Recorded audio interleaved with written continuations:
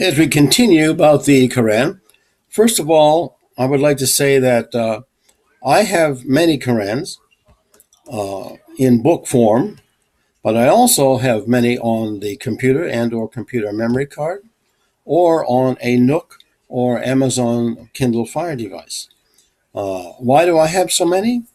Because as in the Bible, there are many different translations with notes where there are different interpretations of their meaning.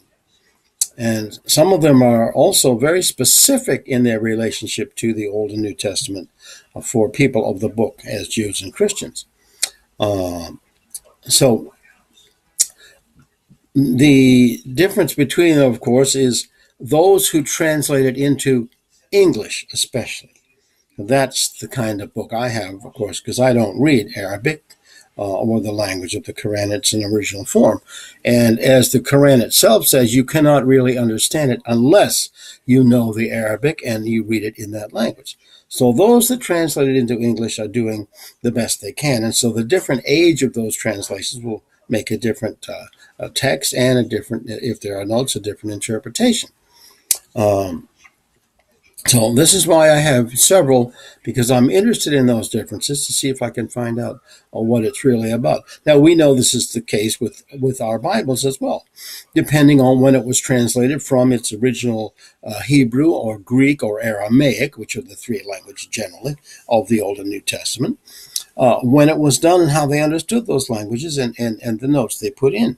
So you have the same problem with your people of the book texts in general, because the translations from one language into another depend on the knowledge of the language, the tradition that they come from, and so forth, especially with the notes.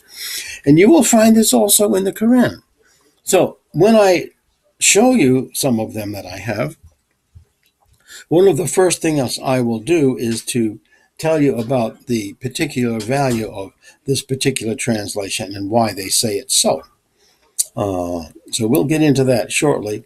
But also, what I was saying before, they consider the Quran as the final revelation. Why do they say that? Well, in general, without getting into detail, I will say that because what the Quran or Muhammad, who is the author of the Quran, which you probably know, but if you don't, he is the author of the Quran, and it was revealed to him through angelic beings. Now, what happens with that is that Muhammad's knowledge that came to him that goes into the Quran says that the Old and New Testament are revelations from God just and from angels, and so just as the Quran is. But the difference is that what our texts are, Old and New Testament, have been somewhat damaged and not done accurately. So the Quran is more accurate than they are and brings their revelations into its final form as it should be. That's why the Quran calls itself the final revelation.